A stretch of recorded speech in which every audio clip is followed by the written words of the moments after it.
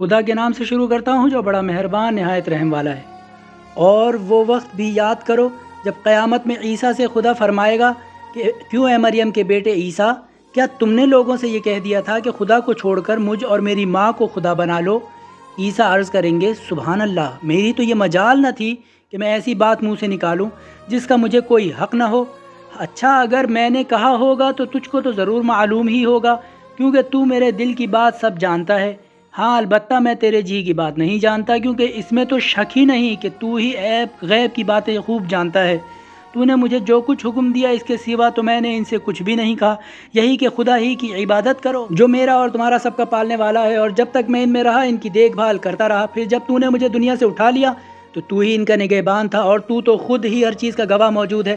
तो अगर इन पर अजाब करेगा तो तू मालिक है, ये तेरे बंदे हैं, और अगर तूने इन्हें बख्श देगा तो कोई तेरा हाथ नहीं पकड़ सकता, क्योंकि बेशक तू ज़बरदस्त हिकमत वाला है।